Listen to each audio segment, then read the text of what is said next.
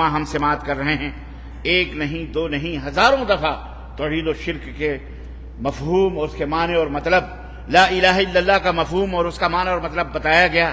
آج اس موضوع کو دوبارہ چھیڑنے کا کیا سبب ہے؟ اس کی اصل وجہ کچھ اسباب ہیں۔ ایک تو یہ کہ مجھے کچھ دن پہلے، کچھ اسی ہفتے میں کہیں سے کسی ایک عجیب و غریب بھائی کا سوال آیا کہ ہمارے یہاں، ہمارے گاؤں، ہماری بستی، ہمارے علاقے میں بہت سارے ایسے لوگ ہیں جو لا الہ الا اللہ کا مطلب ہی نہیں جانتے، معنی ہی نہیں جانتے کہ اس کا معنی کیا ہے، اور جب اس کا معنی اور مطلب ہی نہیں پتا ہے تو اس کے تقاضوں کا کیا، اس لا الہ الا اللہ کا مطالبہ کیا ہے ہم سے لا الہ الا اللہ چاہتا کیا ہے، یہ کلمہ توحید کا ہم سے کیا چاہتا ہے، کیسے ان کو پتہ چلے گا؟ تو اس لیے میں آپ سے درخواست کرتا ہوں، شرک کیا ہے، توحید کیا ہے، لا الہ الا اللہ کا معنی اور مطلب کیا ہے، آپ کسی خطبے میں یا کسی طرح سے آپ ہم تک پہنچائیں۔ یہ میں سمجھتا ہوں کہ آہستہ آہستہ جو آواز عوام الناس تک پہنچ رہی ہے، قریوں میں، بستیوں میں، ایسے علاقوں میں جہاں نہ کوئی مولوی ہے نہ کوئی عالم ہے، وہ بیچارے عام لوگ ہیں، دیہات میں رہنے والے، ان تک یہ آواز جب دھیرے دھیرے پہنچتی ہے تو ان کے دماغوں کے، فکر کے، سوچ کے دریچے کھلتے ہیں، اور انہیں یہ سمجھ میں نہیں آتا کہ پھر یہ کیا ہے اور یہ کیا ہے، ہمارے یہاں جو کچھ ہو رہا ہے اس کا کیا مطلب ہے، اور پھر لا الہ الا اللہ یہ مولوی صاحب کچھ بتا رہے ہیں، اس کا کیا آخر حقیقت کیا ہے، تو بیچارے کنفیوز ہو جاتے ہیں۔ اس لیے میں نے یہ مناسب سمجھا کہ اس موضوع کو آپ کی خدمت میں انتہائی مختصر انداز میں، تاکہ عام حضرات، ہماری مائیں، بہنیں، بیٹیاں بھی، ہمارے بچے بھی، ہمارے عام دیہاتوں میں، گاؤں میں، بستیوں میں رہنے والے ان پڑھ گنوار لوگ، جن کو پتہ ہی نہیں ہے کچھ، جن کو پڑھنا لکھنا بھی نہیں آتا، کم از کم اس بندے ناچیز کی آواز سن کر اس کے مفہوم کو سمجھ سکتے ہیں، اس کے تقاضے اور اس کے مطلب کو اور اس کے مطالبے کو، لا الہ الا اللہ کے مطالبے کو جان سکتے ہیں، ان کے جو شکوک اور شبہات ہیں، ان کی جو کنفیوژن ہے، وہ کم از کم دور ہو سکتے ہیں۔ اس لیے میں نے اس موضوع کو آج آپ کی خدمت میں رکھنے کی کوشش کی ہے۔ دوسرا ایک سبب اور بھی ہے کہ مجھے پھر ایک جگہ سے ایسے ہی انٹرویو ہو رہا تھا، نوجوان ہیں، پڑھے لکھے ہیں، ڈاکٹرز ہیں، انجینئرز ہیں، یا بہت سارے لوگ ایسے ہیں جو بیچارے ہندی زبان یا اور دوسرے اپنے اپنے علاقوں کی زبانوں میں انہوں نے تعلیم حاصل کی ہے، مسلمان ہیں، نام مسلمانوں جیسا ہے۔ ان سے پوچھا گیا کہ ہمارا کلمہ کیا ہے، تو منہ دیکھ رہے ہیں۔ ہمارے نبی کا نام کیا ہے، منہ دیکھ رہے ہیں۔ صحابہ کس کو کہتے ہیں، ان کو نہیں پتا۔ خلفائے اربعہ کون؟ ہم نے کہا یہ تو بہت دور کی بات رہی، خلفائے اربعہ، جب اللہ کے حقوق کا پتہ نہیں، نبی کے نام کا پتہ نہیں، تو کلمے کا کیا پتہ ہوگا؟ تو بہت سارے ایسے گاؤں اور بہت ساری ایسی بستیاں ہیں جن کے بارے میں جب رپورٹ لی گئی تو پتہ چلا کہ وہاں کی ہماری مائیں، بہنیں، بیٹیاں، عورتیں، انہیں نہیں معلوم ہے کلمہ لا الہ الا اللہ، پڑھنا نہیں معلوم ہے، معنی اور مطلب تو بڑی دور کی بات رہی۔ اس لیے میرے عزیزو، یہ ہماری ذمہ داری ہے کہ ہم اس کلمہ توحید کے معنی اور مطلب کو اور اس کے مفہوم کو لوگوں تک پہنچائیں، اس کو سکھائیں، اپنے بچوں کو، اپنے بچیوں کو، اپنی عورتوں کو، خاص طور سے ہمارا ایک بیش بہا طبقہ، ایک زندگی کا ہمارا جو ایک صنف نازک ہے، جنس، ہماری جنس سے ہماری ہی شقائق الرجال، جس کو اللہ کے نبی نے فرمایا کہ عورتیں تمہارے ہی جسم کا ایک ٹکڑا ہے، ایک حصہ ہیں، وہ بیچاریاں تو خیر ان تک یہ کلمہ پہنچتا ہی نہیں ہے۔ وہ ہمارے بر صغیر کے اندر جس کھوٹے سے باندھ دی گئی گائے اور بیل کی طرح اسی کھوٹے میں رہتی ہیں بیچاری، ان کو کوئی پوچھنے والا نہیں کہ وہ جنت میں جائیں، جہنم میں جائیں۔ زیادہ سے زیادہ ہم نے بڑی ترقی کری تو کالجز اور یونیورسٹی میں ان کے حوالے کر دیا، جن کے بہت ساری ایسی مائیں، بہنیں، بیٹیاں ہیں جن کی عزت و آبرو کا سودا بھی ہو جاتا ہے، اور بیچاریاں اپنی عفت اور اپنی پاک دامنی سے بھی الوداع کہہ دیتی ہیں، خیر بات کہہ دیتی ہیں۔ چہ جائے کہ یہ ماحول ہے ہمارا، چہ جائے کہ کلمہ توحید لا الہ الا اللہ کے معنی اور مطلب کو جانا جائے۔ عزیزان گرامی، یہی وہ نقصانات ہیں، یہی وہ غلطیاں ہیں، یہی وہ بھیانک اور خطرناک اسباب ہیں جس کی وجہ سے میں نے مناسب یہ سمجھا 2 رکعت پڑھ کے بیٹھو۔ ہاں، تو یہی وہ غلطیاں ہیں، یہی وہ بھیانک خطرناک باتیں ہیں جس کی وجہ سے انسان جو ہے کیا کہتے ہیں جہنم کا شکار ہو رہا ہے۔ بہت سارے ایسے لوگ ہیں جو جن کو پتہ ہی نہیں اس کا معنی اور مطلب کیا ہے۔ تو میں نے یہ مناسب سمجھا کہ آج لا الہ الا اللہ کا معنی اور مطلب، توحید کا معنی اور مطلب، اور شرک کا معنی اور مطلب قرآن و سنت کی روشنی میں آپ حضرات کی خدمت میں رکھوں میں انشاءاللہ تعالی۔ اللہ عز و جل سے دعا ہے کہ اللہ تعالی ہماری یہ چھوٹی سی کوشش اللہ اسے کامیاب فرمائے۔ اور اللہ اس آواز کو گلی گلی، کوچے کوچے، شہر شہر، نگر نگر، بستی بستی، قریہ قریہ، ہر خاص و عام تک اللہ ہماری اس آواز کو پہنچائے، اور اللہ تعالیٰ لوگوں کو کلمہ توحید لا الہ الا اللہ یا کلمہ شہادت اشہد ان لا الہ الا اللہ و اشہد ان محمد رسول اللہ کے معنی اور مطلب کو اللہ تعالیٰ انہیں سمجھنے کی توفیق عطا فرمائے۔ ڈاکٹر ہی اگر مریض ہو جائے تو پھر مریضوں کا علاج کون کرے گا؟ آپ مسلمان ہیں، اللہ نے آپ کو اسلام کی دولت سے نوازا ہے، اللہ نے آپ کو شرف عطا فرمایا، اپنا قربت کے خاص عطا فرمایا، اپنے جنت کا مہمان بنانے کا وعدہ فرمایا، اسی کلمہ توحید کی بنیاد پر، اسی نبی کریم صلی اللہ علیہ وسلم کی اطاعت و پیروی کی بنیاد پر، اور آپ ہی اگر اس سے دور رہیں گے، ڈاکٹر ہی مریض ہو جائے گا، ڈاکٹر ہی کارواں کا جو امیر ہے، امیر کارواں ہی اگر بھٹک جائے گا تو پھر کارواں کا کیا حال ہوگا؟ اس لیے عزیزان گرامی، آپ کو اس مطلب کو، اس معنی کو سمجھنا اور آپ کو اس کے مطابق عمل کرنا بہت ضروری ہے، کیونکہ آپ ایک داعی ہیں، ایک مبلغ ہیں، یہ اسلام کے آپ جو ہے علامت ہیں، آپ کو دیکھ کر کے لوگ اسلام کو سمجھتے ہیں۔ اگر ہم بھٹکے، اگر ہمارا قدم غلط اٹھا، اگر ہمارا کردار ویسا نہیں رہا، ہمارا عمل، ہمارا ایمان، ہمارا عقیدہ ویسا نہیں رہا، تو پھر یہ بتائیے کہ ہمیں کیسے یہ اسلام بچے گا، اور کیسے اور کس طرح سے اسلام دنیا کے اندر پھیلے گا؟ اللہ عز و جل ہمیں ہدایت عطا فرمائے، آمین یا رب العالمین۔ کلمہ توحید جس کو کہتے ہیں، جس میں ہمارے کہتے ہیں اول کلمہ طیب، یہ طیب اور یہ قرأ تو ہمارے بچوں کو یاد کرانے کے لیے کروایا جاتا ہے، ورنہ ایسا کچھ بھی نہیں ہے۔ کلمہ ہے، کلمہ توحید جس کو کہا جاتا ہے، لا الہ الا اللہ محمد الرسول اللہ، اور اسی کے نیچے دویم کلمہ بھی ہمیں سکھایا جاتا ہے، حالانکہ دویم کچھ نہیں، کلمہ ایک ہی ہے، اس کو کلمہ شہادت کہہ لو آپ، اشہد ان لا الہ الا اللہ و اشہد ان محمدن عبدہ و رسولہ، یا اشہد ان محمدن رسول اللہ۔ پہلا ہے لا الہ الا اللہ، اس کا معنی کیا ہے، اس کا مطلب کیا ہے؟ لا الہ الا اللہ کا کیا مطلب ہے؟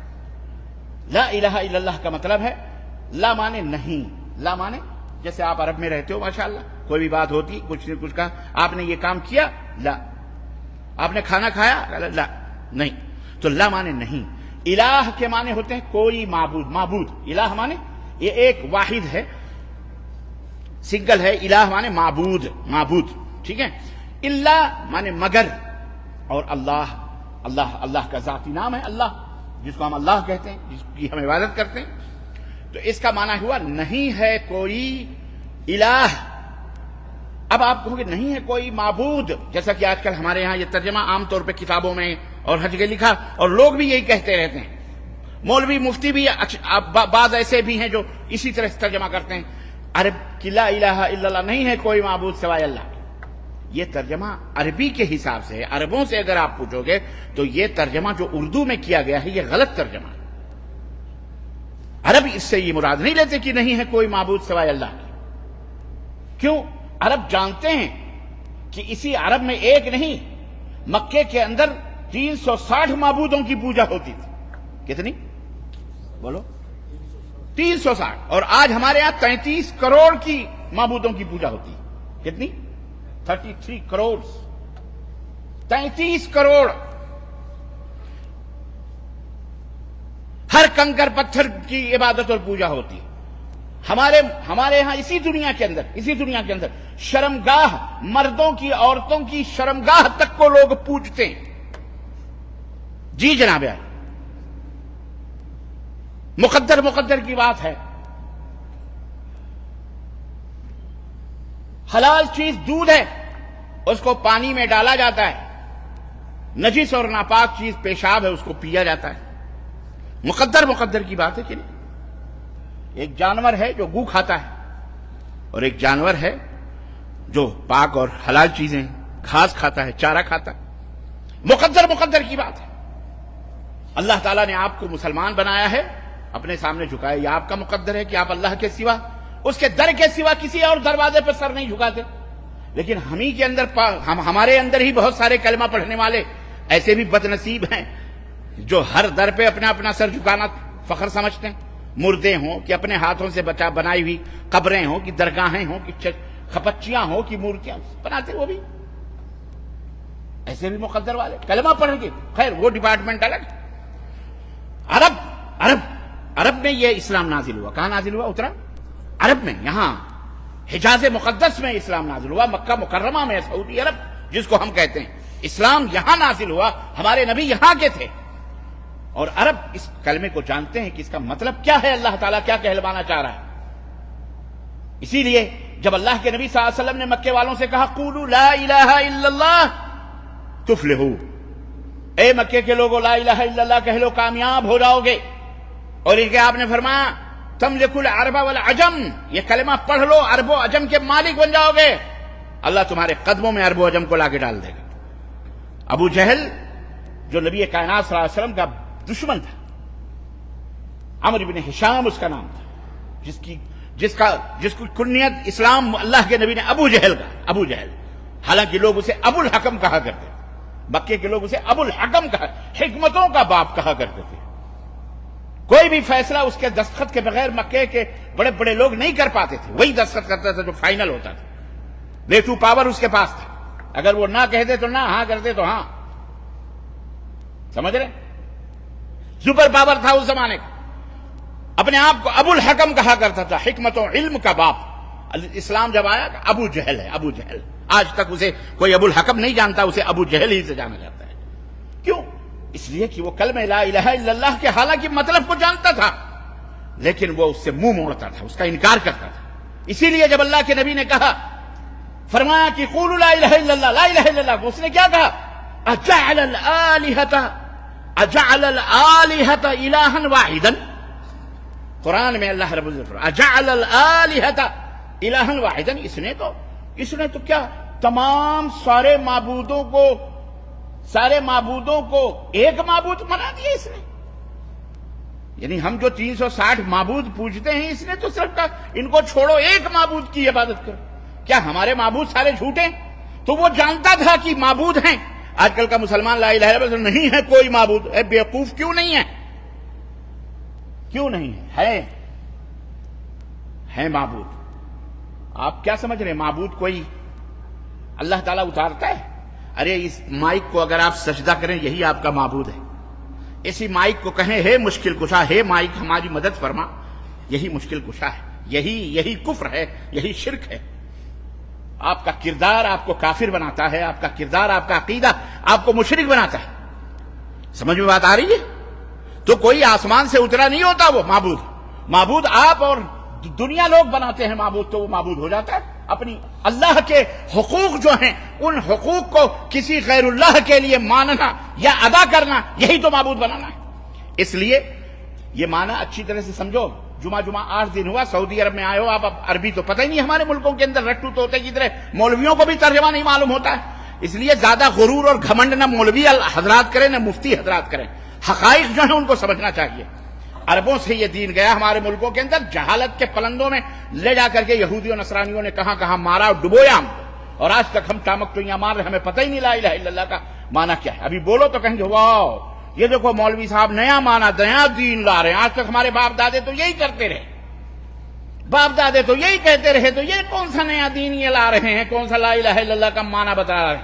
ارے بیوقوف, تیرے باپ دادوں نے تو جہاز بھی نہیں دیکھا, تو جہاز پہ کیوں بیٹھ رہا ہے؟ تمہارے باپ داداؤں نے تو وہ کھایا پیا نہیں جو تم کھا پی رہے ہو. تمہارے باپ داداؤں نے تو کبھی ایئرپورٹ نہیں دیکھے, تو تم کیوں ایئرپورٹوں پہ جا رہے ہو؟ کیوں آئے ہو؟ ہے کہ نہیں؟ اور باپ دادائیں وہاں پیٹ اور دنیا داری کے لیے باپ دادے نہیں یاد رہتے.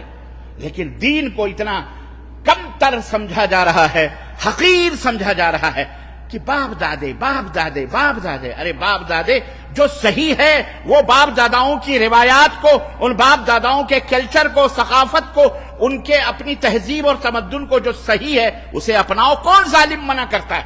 لیکن وہ کلچر, وہ ایمان, وہ کردار, وہ عقیدہ, وہ فکر, وہ سوچ, وہ عمل, وہ کام کاج, وہ روایات جو قرآن سے دین سے ٹکرا رہی ہیں, اسے کیوں اپناتے ہو؟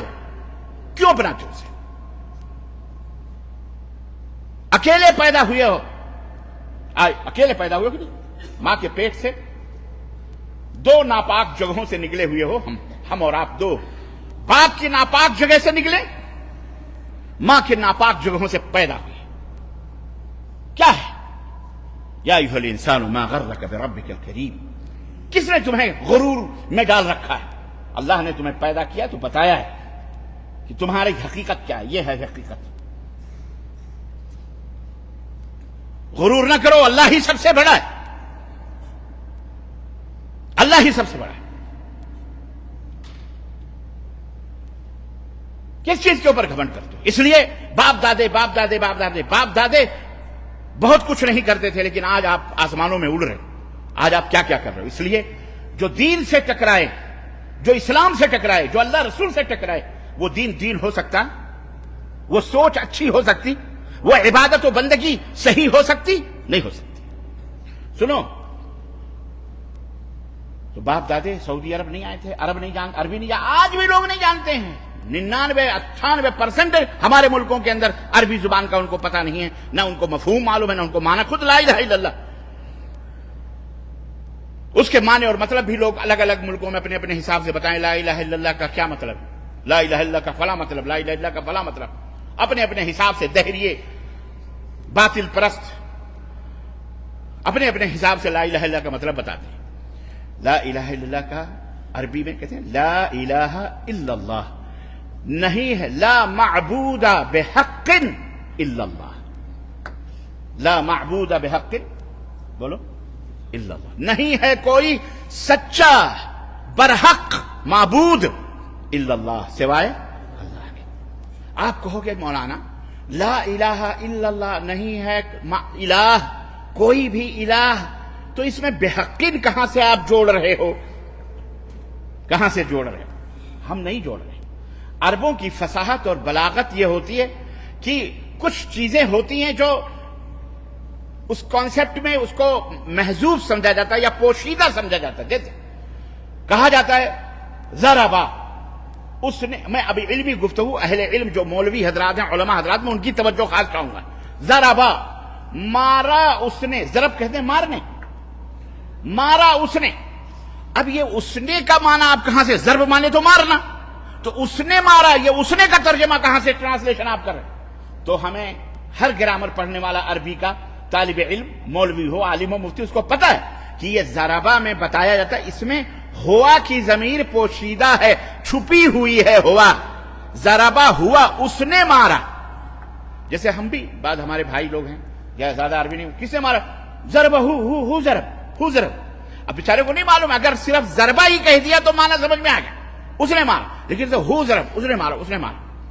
تو اس ضربہ کے لفظ زواد را با کے اندر ہوا کی ضمیر ہے جو پوشیدہ ہے، جس کا معنی اس نے مارا۔ ایسے ہی لا الہ بحق، یہاں بحق پوشیدہ ہے۔ عرب جانتے تھے کہ سچا معبود کہلوارا، معبود کوئی نہیں، یہ محمد اپنی زبان سے نہیں کہہ سکتے صلی اللہ علیہ وسلم۔ کیوں؟ ان کو پتا ہے 360 معبود پوجے جا رہے ہیں، کیسے کہہ سکتے ہیں کوئی معبود نہیں؟ ہاں، محمد یہ کہہ رہے ہیں کہ سچا معبود، یعنی ہمارے معبودوں کو جھوٹا بتا رہے ہیں، ہمارے معبودوں کو۔ اور آج بھی ہمارے ملکوں میں نے ایک لیڈیز کی تقریر سنی، اس تقریر میں وہ دیکھو، یہ تم اور ہم کتنے بدھو ہیں، مسلمان ہیں، مولوی، علامہ ہیں، انہیں پتہ ہی نہیں لا الہ الا اللہ کا مطلب۔ وہ لیڈیز تقریر کرتے ہوئے اپنی کمیونٹی میں کیا کہتی ہے معلوم؟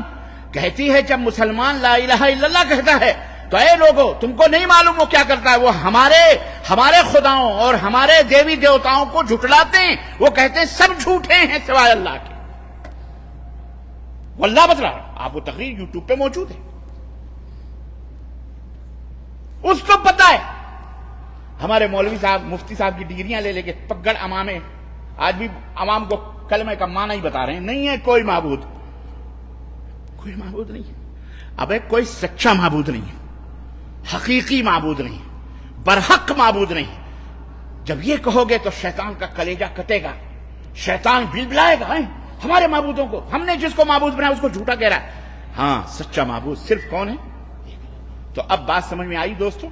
لا الہ کا مطلب، لا الہ الا اللہ کا معنی کیا ہے؟ بولو، نہیں ہے کوئی سچا معبود، نہیں ہے کوئی برحق معبود الا اللہ، سوائے اللہ۔ اسی لیے ابو جہل نے کیا کہا تھا؟ اجعل الآلہۃ الہا واحدا، اس نے تو تمام معبودوں کو چھڑوا کر ایک ہی معبود بتا رہا ہے۔ یہ کیا ہے؟ معبود جھوٹے ہیں؟ جی جھوٹے ہیں، کذاب ہیں، تم نے بنائے ہیں اپنے ہاتھوں سے۔ ما انزل اللہ بہا من سلطان، اللہ نے ان کے معبود ہونے کی کوئی دلیل نہیں ہوتی، یہ تمہارے خود ساختہ خدا ہیں، یہ تم نے تمہارے خود ساختہ اور مشکل کشاں ہیں، یہ تم نے ان کو حاجت روا بنا کر کے عقیدت میں غلو کر کے ان کو تم نے معبودیت کے درجے پر بٹھا رکھا ہے، حالانکہ یہ جھوٹے ہیں، یہ جھوٹے ہیں، یہ جھوٹے ہیں۔ سچا معبود، برحق معبود صرف کون ہے؟ ایک اللہ ہے۔ اب تو نہیں نا بھٹکو گے؟ بولو انشاءاللہ۔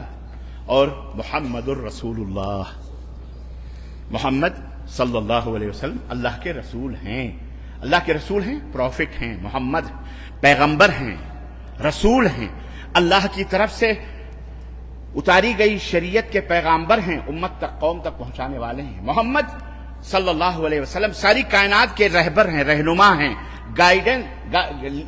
جو ہے کیا کہتے ہیں، گائیڈ کرنے والے ہیں۔ محمد صلی اللہ علیہ وسلم صرف مسلمانوں کی اجارہ داری ان پر نہیں ہے، صرف مسلمانوں کے رسول نہیں ہے، بلکہ یا ایھا الناس انی رسول اللہ الیکم جمیعا کا تمغے سعادت اور تمغے منصب لے کر کے اللہ کی طرف سے آئے ہیں کہ اے نبی آپ کہہ دو، اے کائنات کے لوگوں، اے سنسار کے باسیوں، یا ایھا الناس، اے لوگوں، میں تم سب کا رسول ہوں، میں تم سب کا پیغمبر ہوں، میں تم سب کا رہبر ہوں، میرے اوپر ایمان لاؤ۔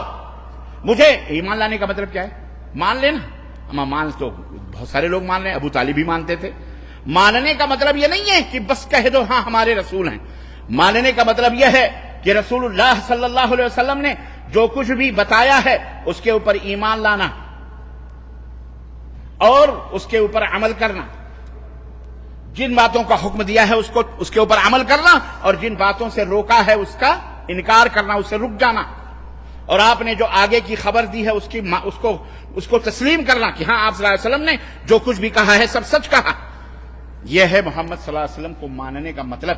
یہ نہیں اس زبان سے آپ کہتے رہے ہم محمد صلی اللہ علیہ وسلم کو مان رہے ہیں اور نبی صلی اللہ علیہ وسلم کی سنتیں آئیں، نبی کا طریقہ ہے، نبی کا فرمان ہے، میرے باپ دادا جیسے کرتے تھے ویسے ہی کریں گے۔ آپ ایسا کلمہ پڑھے تو آپ نے کلمہ نبی کا پڑھا یا اپنے باپ داداؤں کا پڑھا یا اپنے مرشدوں کا پڑھا یا اپنے مولویوں کا اور مفتیوں اور اماموں کا پڑھا ہے؟ کس کا کلمہ پڑھا ہے آپ نے؟ لا الہ الا اللہ محمد الرسول اللہ۔ آپ کی رسالت قیامت تک کے لیے کوئی رسول نہیں آ سکتا بیچ میں، کوئی رسول دوبارہ جو بھی آئے گا، کوئی خاتم النبیین نہیں۔ خاتم النبیین ہمارے نبی صلی اللہ علیہ وسلم۔ جتنے بھی رسول آئیں گے سب اپنے دعوے کریں گے، وہ سب جھوٹے ہیں، کذاب ہیں، جہنمی ہیں، شیاطین ہیں وہ۔ ہمارا ایمان، ہم اس کے اوپر ایمان ہرگز نہیں۔ ہمارے نبی نے بتایا لا نبی بعدی، میرے بعد کوئی نبی نہیں، میرے بعد کوئی رسول نہیں، میں آخری رسول ہوں۔ اللہ کے نبی خاتم النبیین ہیں، تمام نبیوں کے ختم کرنے والے۔ کوئی نبی دوسرا دعویٰ کرے گا کہ میں نبی ہوں، اسے نبی ماننا کیا ہوگا؟ اسلام ہوگا؟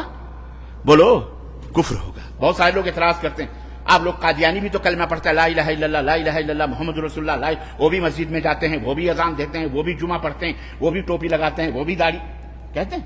آپ انہیں کیوں نہیں مسلمان سمجھتے؟ انہیں آپ کیوں کافر کہتے ہو؟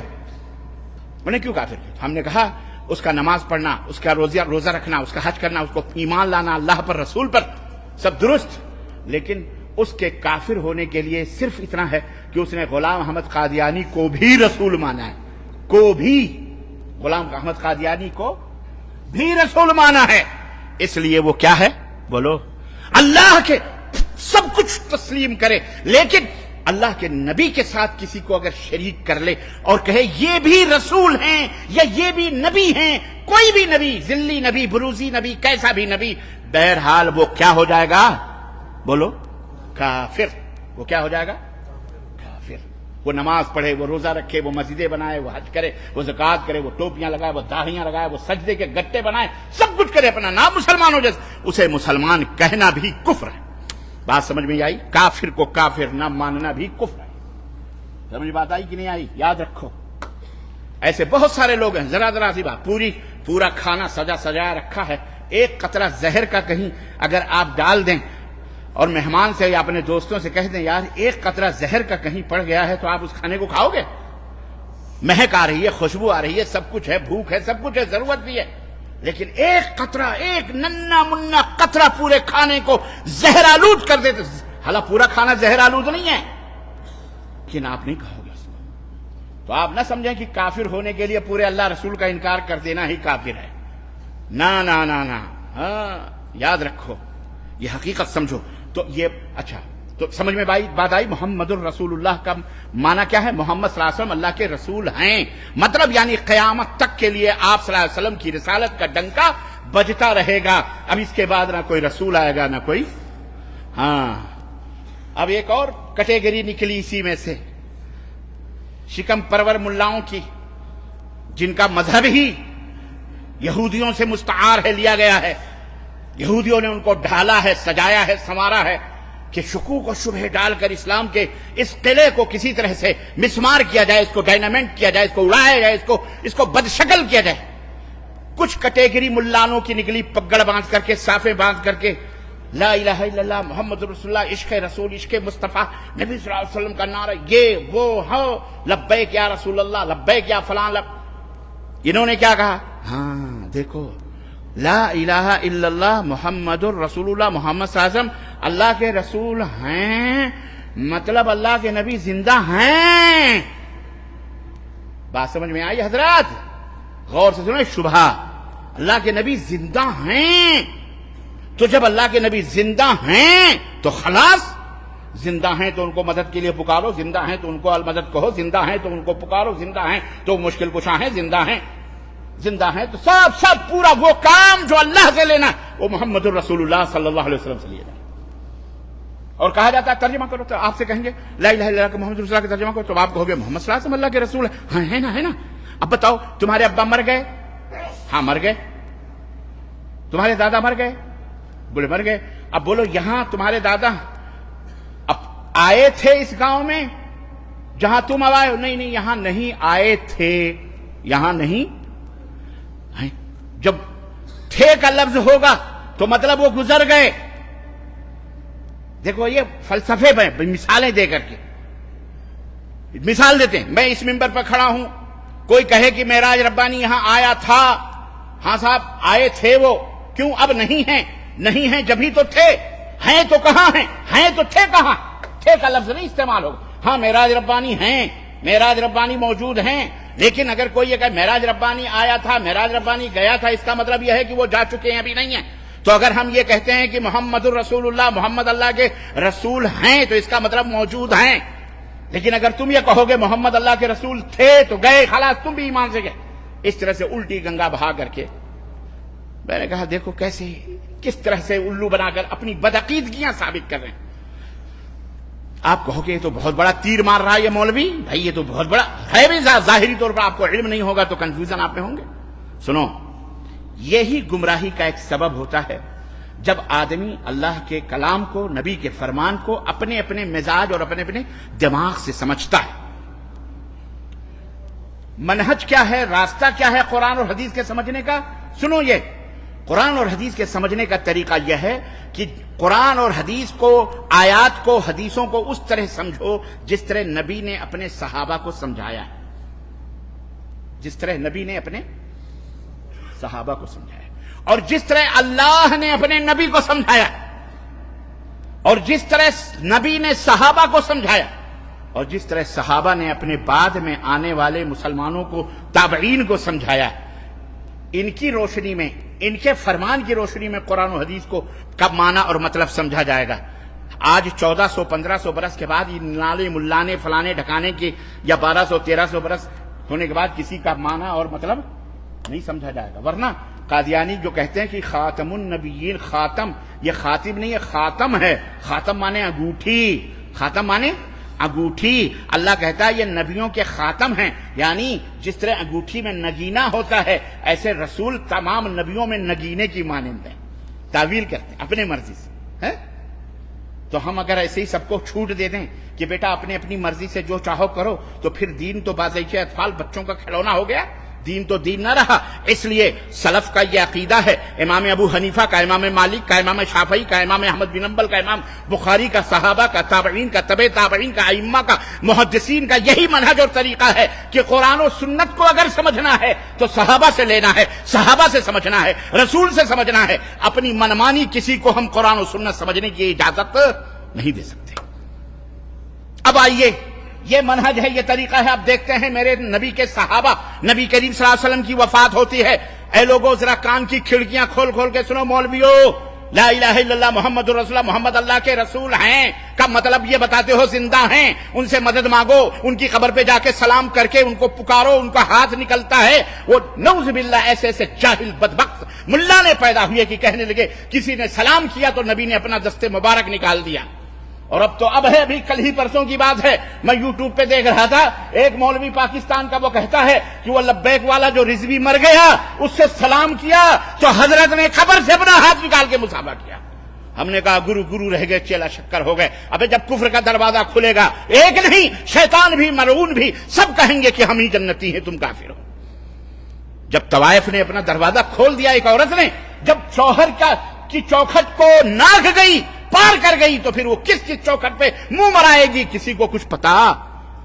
ہاں، یہی ہے شرک، مشرک اسی لیے بے غیرت ہوتا ہے، بے حیا ہوتا ہے، زانیہ طوائف سے بدتر ہوتا ہے، کیونکہ اس نے رب کا در چھوڑا ہے، اس نے زانیہ نے شوہر کی چوکھٹ چھوڑی ہے۔ اس لیے اللہ نے فرمایا الزانیۃ لا ینکحها الا زان او مشرک، مشرک اور زانی کو اللہ نے اسی لیے ایک ساتھ بیان فرمایا، کیونکہ دونوں کا کردار ایک ہے، ایک شوہر کا در چھوڑتی ہے، دوسرا اپنے رب کا در چھوڑتا ہے۔ سمجھ رہے ہیں عزیزان گرامی؟ تو عرض میں یہ کر رہا تھا کہ آؤ ایک کنفیوژن میں آپ سے دور کرتا ہوں، جو کہتے ہیں کہ اللہ کے نبی، صحابہ کا عمل کیا تھا؟ نبی کریم صلی اللہ علیہ وسلم کی وفات ہوئی، روح محمد صلی اللہ علیہ وسلم آسمان کو پرواز کر گئی، آپ چارپائی پہ لیٹے ہوئے ہیں، حضرت ابوبکر کو خبر ملی، عوالی مدینے کے عوالی کے علاقے سے حضرت ابوبکر صدیق آئے، حضرت عمر تلوار لے کے مدینے میں گھوم رہے ہیں، جو کہے گا کہ محمد صلی اللہ علیہ وسلم مر گئے ہیں اس کی گردن میں اڑا دوں گا۔ محبت رسول کا یہ جذبہ تھا، وفور عشق میں، محبت میں حضرت عمر بن خطاب رضی اللہ تعالیٰ عنہ بے قرار بیتاب، جن چہرے کو دیکھ کر سکون ملتا تھا، آج وہ چہرہ آنکھیں بند کیے ہوئے چارپائی پہ آرام کر رہا ہے۔ حضرت عمر فاروق سمجھے، یہ حضرت ابوبکر صدیق آئے، آپ گھر میں تشریف لائے اپنی بیٹی کے اس حجرے میں، آپ نے آنکھیں بند کی، کیونکہ جب روح نکلتی ہے تو آنکھیں اس روح کے فرشتے جب لے جاتے ہیں تو پیچھا کرتی ہیں، اسی لیے آپ دیکھیں گے کہ میتوں کی آنکھیں چڑی ہوئی ہوتی ہیں۔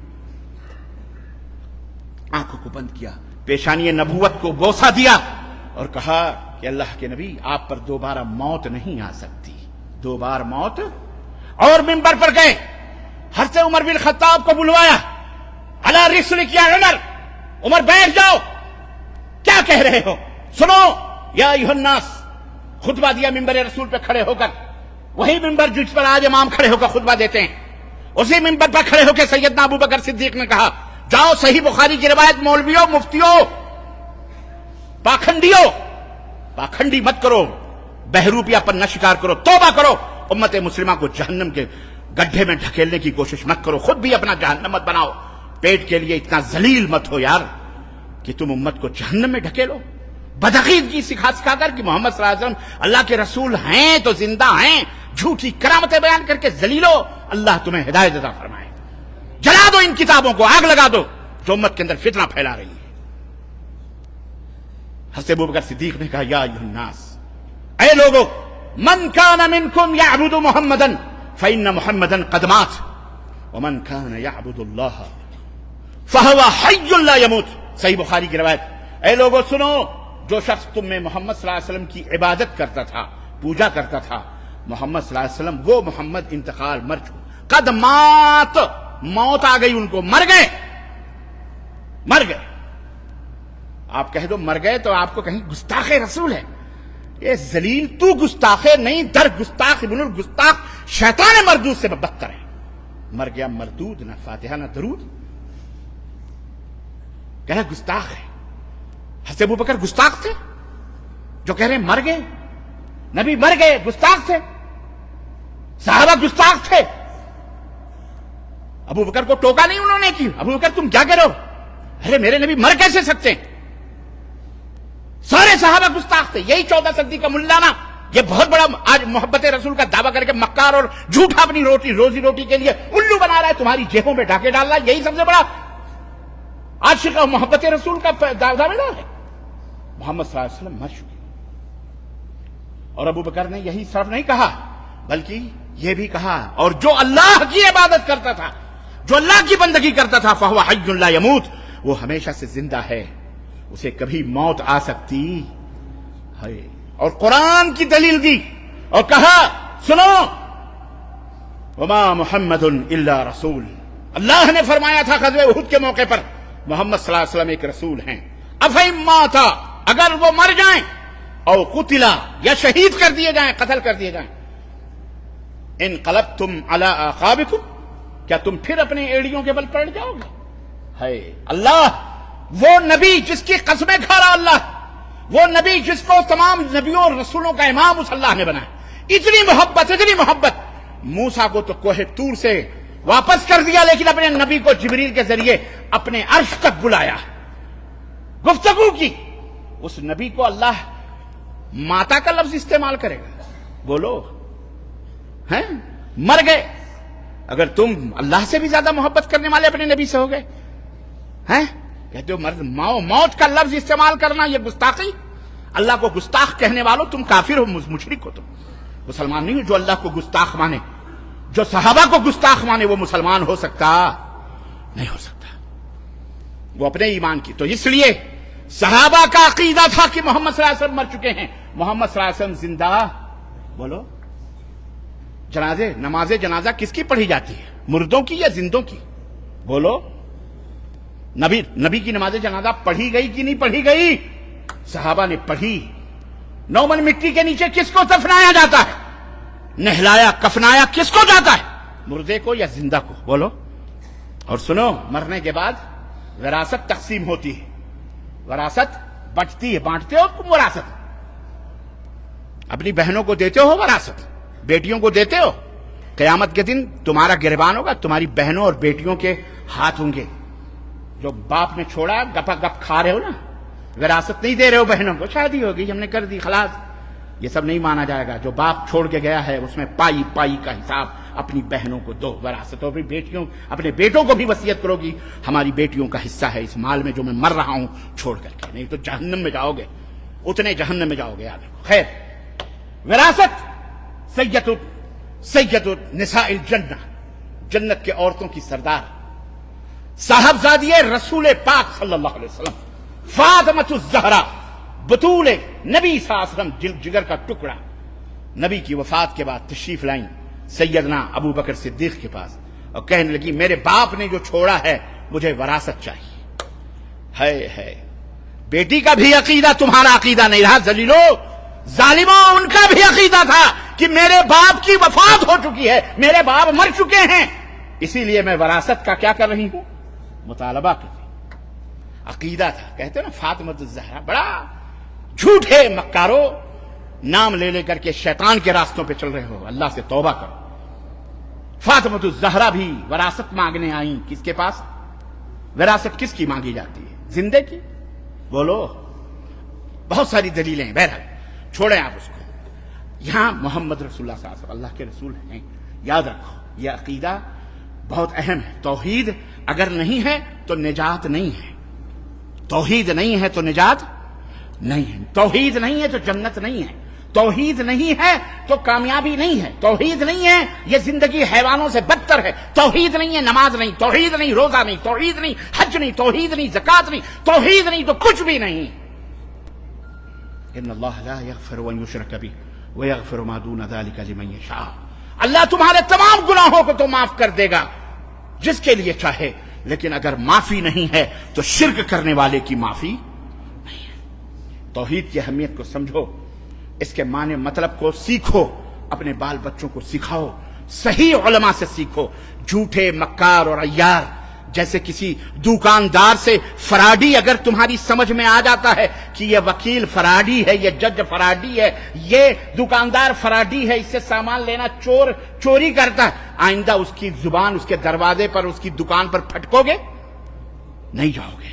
ایسے ہی جس ملے مولوی کے بارے میں تمہیں پتا چل جائے اور ہم نشاندہی کر رہے ہیں کہ یہ فراڈی ہے، تحقیق کرو فراڈی، ایسے ملا مولوی کو کبھی منہ نہ لگایا کرو، نہ اس کی بات سنو.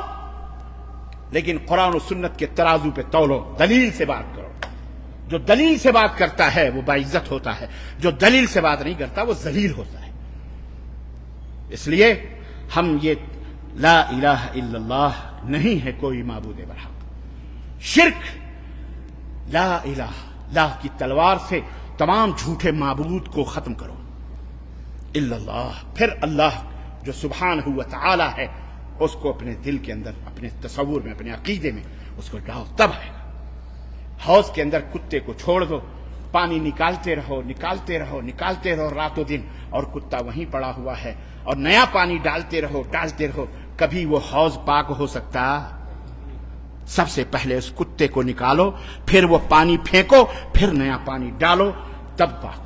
سب سے پہلے شرک جیسے کینسر اور اس کتے کو نکالو اپنے دماغ سے، اپنے ذہن سے، اپنے سوچ سے۔ کوئی مشکل کشا، کوئی حاجت روا، اولیاء صالحین سے محبت کرنا یہ ہمارا فرض ہے، لیکن انہیں اللہ کا مقام دینا، مشکل کشا سمجھنا، خدائی حقوق دینا، تصرفات دینا، انہیں غیبدہ سمجھنا، انہیں زندہ سمجھنا، انہیں پکارنا اٹھتے بیٹھتے، یہ سب سے بڑا شرک ہے اس میں۔ اور جو پتھروں اور اینٹوں اور در و دیوار کی پوجا کرتے ہیں، دونوں میں کوئی فرق نہیں سوائے نام کے، بس یہی ہے لا الہ الا اللہ محمد الرسول اللہ کا مطلب۔ بات ختم ہے، میرا خطبہ ختم ہے، بات سمجھ میں آئی؟ بولو، میرا بھائی کہیں سن رہا ہوگا سوال کرنے والا، وہ سمجھ میں آ گئی اس کو لا الہ الا اللہ اور محمد رسول اللہ کا مطلب آ گیا سمجھ میں؟ یہ بات سمجھ میں آئی؟ اللہ تعالی ہماری بھی سمجھ میں اور جتنے بھی لوگ سن رہے ہیں سب کی سمجھ میں اللہ یہ عطا فرمائے، اور سب کو صحیح طور پر علم میں توحید اور شرک کو جاننے اور سمجھنے، اس کے مطابق جینے اور مرنے کی توفیق عطا فرمائے، آمین یا رب العالمین۔ بارک اللہ لنا ولکم فی القرآن العظیم ونفعنی وإیاکم بالآیات والذکر الحکیم، انہ تعالی جواد کریم ملک بالرؤوف الرحیم۔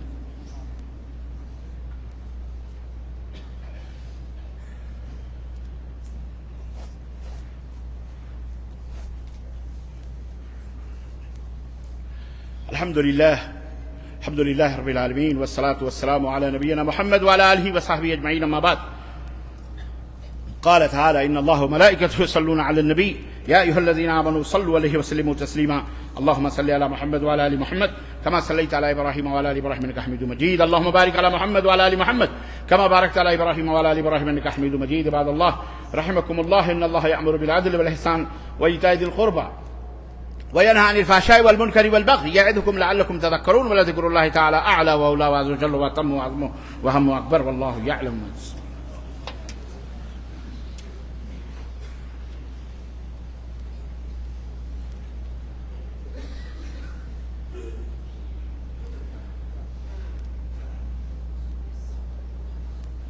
الله أكبر